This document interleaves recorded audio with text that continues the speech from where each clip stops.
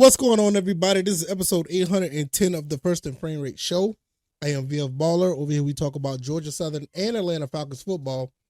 There's not much Atlanta Falcons football to talk about. I mean, they had a bye week, and they're kind of like on the down slope of a loss against the Broncos. So, I haven't much to talk about. Hopefully, they're turning around when they play the Chargers. But other than that, man, not much there. But I know who we can talk about, though. The Georgia Southern Eagles. They finally get win number 7. They're looking pretty good right now, but the job isn't done. We're going to put a positive light on what's going on here because this is really a big deal. And I want to talk about what we can look forward to going forward, regardless of what happens later on for the rest of the season. We got one game left, playing against Appalachian State. We're playing at home. Not to say that this game is going to be a gimme because we saw what happened with Troy, but we want to finish this season on a high note. Let's talk about everything under that umbrella. So if this is your first time here, welcome. I could be found on YouTube and Rumble. I'm also on Spotify and Apple Podcasts, YouTube Podcasts as well. I want to thank everybody who's been supporting the channel as of late. I notice a lot of people come here for the Georgia Southern stuff. I cannot thank you guys enough. The content is moving around the area of this channel and all the other channels. People are watching and listening in all the avenues. I can't thank you guys enough. Also, if you want to follow me on X, is at VF Baller, and over there I talk about things that don't necessarily make it to the show, but it does add on to what we talk about here. Let's go straight into this because I have a handful of things I want to talk about. First and foremost, Coach Clay Helton finally gets win number 7 for the Georgia Southern Eagles, and this is the first time he's above 6 wins for the first time here at Georgia Southern. That is a really big deal because we always thought that 6th win was the ceiling for Coach Clay Helton. After the first 2 seasons, we were like, oh man, 6-6, 6-7. What can we do? We can't even win the bowl game to get that 7th win. But as of right now, we are at 7-4 right now, which is actually is pretty good. I always thought that from the first year that Coach Clay Helton got here, we could have won 8 games. I thought 8 games was absolutely the floor for what Clay Helton was bringing to the table. And we were very close. There was a couple games that didn't go our way, but we end up dropping a couple of games, and it end up us being 6-7. And okay, we thought things would be turned around. Don't really want to get into last season. Everybody kind of knew what the problem was. We had an issue under center, and it wasn't the best look for the team. This year, we revamped some things. We brought in a quarterback from Indiana under Dexter Williams. We also had J.C. French. A lot of people thought he was ready to go. He gets the starting job, and everything looks pretty good. There was some bumps in the road. Dexter Williams bailed us out a couple of times and getting a couple wins, but he decided to move the transfer, and we thought everything was going to fall apart, especially after the Troy game. When we saw the Troy game and we was like, wait a minute, we just got finished beating South Alabama. We was looking pretty good, but that South Alabama was another win that, like I said, Dexter Williams kind of, did his thing, played pretty well and helped us win that game. Even though, J.C. French did play good as well. He just got hurt.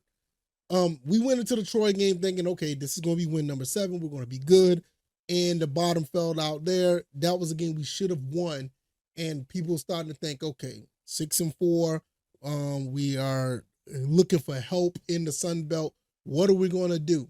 Well, we went to coastal South Carolina. We went to coastal Carolina, Conway, South Carolina, and we put on a show.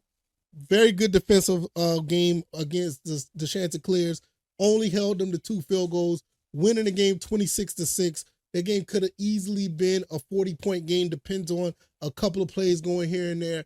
But what can you say? Nevertheless, it's not much you can say. Coach Clay Helton gets win number 7. Georgia Southern as a team gets win number 7. It looks like everything is looking good as of turning the season around, getting over that hump, getting over 6 wins where we felt like we could never get past 6 wins, winning in November, but the job isn't done. The job isn't done because we still got our rival coming to Paulson Stadium. You know how that goes. We've always found a way to spoil their dreams. Well, not always, but most of the time, we spoil their dreams when they have aspirations to go far in the postseason. Even back in the 1AA and FCS days, it happens. We're on the opposite end of it now, where they're going to try to spoil our dreams. It's trying to go to the Sun Belt Championship game. We need help from JMU. Hopefully JMU could beat Marshall. If that all plays out, we will be in the Sun Belt title game, possibly against Louisiana or South Alabama. That's going to be very interesting to see how that plays out. Nevertheless, I will say this. We need to play these next two games, because we still have a bowl game, which I'll talk about that later. We need to play these next games as if these are the biggest games of our lives. And I know a lot of these kids here want nothing more than to beat Appalachian State once again in Paulson Stadium. You saw the double overtime thriller a couple of years ago. Kyle Van Treese throwing that touchdown at the end of the game. Oh man, I can't remember who caught that ball, but that was an awesome game of us beating Appalachian State. Turn back around, they beat us at Boone. Kind of know, like I said, don't want to talk about the last season. Kind of know what the issue was there. I think we're in a pretty good setting right now where we could beat Appalachian State. Appalachian State is kind of like on a down year, but like I said, they're going to try to play spoiler just like we play spoiler to them. Don't let it fool you, the fact that they're 5-5. That doesn't mean anything. Records mean nothing when we play against those guys. Just like when we play them, we could have a down season. They could be even ranked in the top 25, and we'll still find a way to beat them. We've done it on a couple of occasions a few years back. So I know that they know what it takes or what's at stake when they do play against us in this upcoming game. Because, I mean, it just feeds more into the rivalry if they're able to come through and spoil our season for us, beating us in Paulson Stadium. So what I would like to see, what we did in this past game against Coastal Carolina, we need to just continue to play that way. No funky, really weird plays. Matter of fact, have y'all noticed we didn't run any crazy plays throughout that game? I don't remember seeing any end arounds, no O-line on the sideline play, no crazy trick plays. We ran straight up the gut on them. We found ways to get around them in the run game at times. We threw the ball downfield, and we was absolutely killing them with our offense. I expect for us to play that same solid basic basic offense, where it's not as basic because, nowadays anything that's not a trick play, you can call it basic. Play that style of offense and find a way to score points on Appalachian State. I will tell you this, if we can get up in this game, not even by much, if we can get up by at least one score, and we can play the shutdown Appalachian State's offense, it's just plain and simple. We should be able to win this game. Now, I don't know anything about the X's and O's yet or the ins and outs yet. I haven't looked that far, but it looks like we should be favored in this game, and I think we have the talent to beat anybody in the Sun Belt, and I think that kind of showed throughout the year. Appalachian State should not be any different, especially playing at Paulson. Now, what happens if Marshall wins? We won't be going to the Sun Belt title game, and we'll be looking for a solid bowl game, which a lot of people say we may go to the Cure Bowl. Some people are already saying that, going back to New Orleans, maybe even, I think it was the Camellia Bowl was another one. I could be wrong. But, kind of like those type of bowls that we get for the Sun Belt, you know how it is.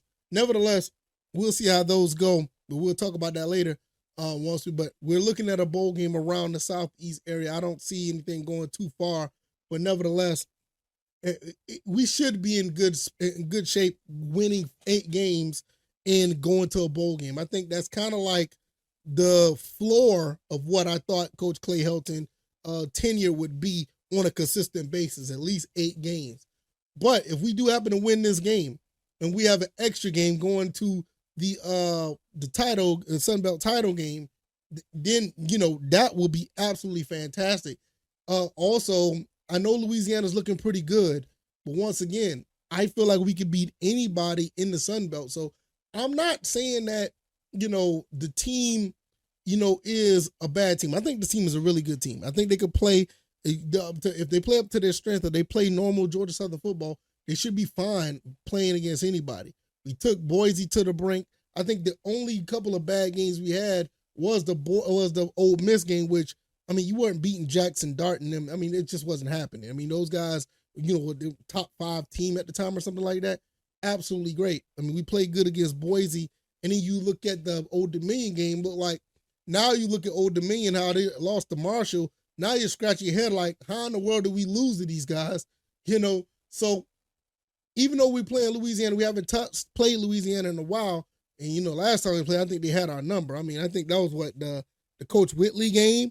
And, when Coach Whitley was the coach, I mean, it's been a while. But I think with Coach Clay Helton having his team together the way it's set up, if we keep J.C. French upright, we keep him on his square, I think we'll be fine against anybody.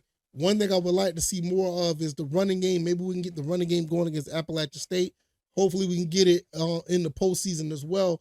But, because if we really get the running game going, nobody's beating us, in my opinion. If we can get O.J. Arnold, we can get Jalen White, Badinga running the ball, nobody's beating us. So I'm looking at it right now. 7 wins is great. We finally got that 7th win. We always were wondering, like, in November, we are 6-2, 6-3, and whatever the case may be, then all of a sudden you're 6-7, you're looking crazy. But now you have a winning season. But job isn't over yet. We still have business to take care of, especially against our rival Appalachian State. I will get more into that game later on in the week because we really need to talk about that. I'm not going to lie to you guys. It's obviously a must win because we got to win and hopefully Marshall loses. But at the same time, we want to go further into the postseason. We want to be able to play for a Sun Belt title. That's something we haven't had in 10 years, something that we would love to get. And to be honest, I think it'd be great, a great stamp of this on the season for Coach Clay Helton. These first 3 years have been, mediocre at best, slightly below average because we were basically 2 games under 500 the first 2 seasons. Right now, we got that 7th win, and then we get win number 8, win number 9, and then even being the Sun Belt champ, we will still be going to another bowl game. Guys, we're probably talking about a 10-win season for Coach Clay Helton. I think that'd be really cool. What do you guys think? Y'all let me know. We'll see how it goes because not just Coach Clay Helton, the team itself, getting 10 wins on a season like this where everything, kind of look up and down a little bit, especially with the whole Dexter Williams situation, Isaac Walker, and then you saw what happened with the Old Dominion game. Then you looking really good against another team, and then, it's just so much ups and downs. You just don't know. So, especially the Troy game, it's like the bottom fell out. I mean, what's going on? So it would be great if we can achieve that. But one game at a time, the job isn't done. And that's pretty much all I got to say. If you like this commentary, the like button, share this podcast, subscribe to the channel if you haven't already. Let me know what you guys think. Win number 7, the job isn't done.